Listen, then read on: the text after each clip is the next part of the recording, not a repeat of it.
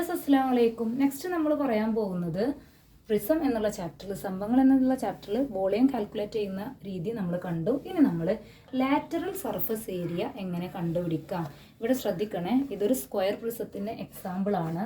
ഒരിക്കലും ഞാൻ വീണ്ടും പറയുന്നത് പോലെ ഉള്ളു പൊള്ളയായിട്ടുള്ള ഒരു വസ്തുവാണ് പ്രിസം അല്ലെങ്കിൽ സ്തംഭം എന്ന് വിചാരിക്കരുത്. ഇത് മരത്തിൻ്റെ ഒരു പീസ്, ഇതാ അങ്ങനത്തെ ഒരു മരത്തിൻ്റെ പീസാണെങ്കിൽ അതാണ് പ്രിസത്തിന് ഒരു എക്സാമ്പിൾ കേട്ടോ.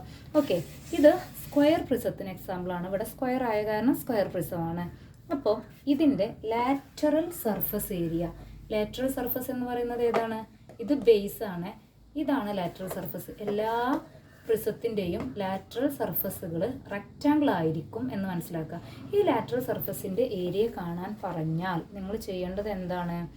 ഈ ഒരു പ്രിസത്തിൻ്റെ ബേസിൻ്റെ പെരിമീറ്റർ എന്താണോ അതിനെയാണ് ഹൈറ്റ് കൊണ്ട് ഇൻഡ്യൂ ചെയ്യേണ്ടത്. ഒന്നുകൂടെ പറയാം, വോളിയം കാണാൻ ഇതിൻ്റെ ഏരിയനെ എ സ്ക്വയറിനെയാണ് നമ്മൾ ഹൈറ്റ് കൊണ്ട് ഇൻഡ്യൂ ചെയ്തത്. എന്നാൽ ഇതിൻ്റെ ലാറ്ററൽ സർഫസിൻ്റെ ഈ 4 റെക്റ്റാങ്കിളിൻ്റെ ഏരിയ കണ്ടുപിടിക്കാൻ, ലാറ്ററൽ സർഫസ് ഏരിയ കണ്ടുപിടിക്കാൻ നമ്മൾ ചെയ്യേണ്ടത് ഈ സ്ക്വയറിൻ്റെ ഈ സമചതുരത്തിൻ്റെ പെരിമീറ്റർ എന്താണോ, ഇത് എ, ഇത് എ, ഇത് എ, ഇത് എ, 4 സൈഡും എ ആകുമ്പോൾ പെരിമീറ്റർ 4A ആയിരിക്കും.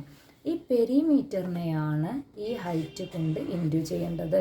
അപ്പോൾ നിങ്ങൾക്ക് ലാറ്ററൽ സർഫസിൻ്റെ ഏരിയ കിട്ടും. ഓക്കെ, ലാറ്ററൽ സർഫസ് ഏരിയ കാണാൻ ബേസിൻ്റെ പെരിമീറ്റർ എന്താണോ, ബേസിൻ്റെ ചുറ്റളവ് എന്താണോ, ഇത് എ ആണെങ്കിൽ A + A + A + A, അതായത് 4A ഇതിൻ്റെ ഹൈറ്റ് കൊണ്ട് ഇൻഡ്യൂ ചെയ്താൽ മതി.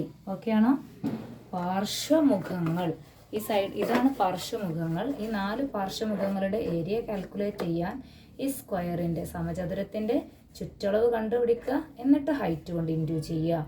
വോളിയം ആകുമ്പോൾ ഇതിൻ്റെ ഏരിയനെയാണ് ഹൈറ്റ് കൊണ്ട് ഇൻഡ്യൂ ചെയ്യേണ്ടത്. എന്നാൽ പാർശ്വമുഖ പരപ്പളവാകുമ്പോൾ നമ്മൾ ചെയ്യേണ്ടത് ചുറ്റളവിനെ, പാദ ചുറ്റളവിനെയാണ് ഹൈറ്റ് കൊണ്ട് ഇൻഡ്യൂ ചെയ്യേണ്ടത്. ഓക്കെ ആണല്ലോ? Okay, thank you.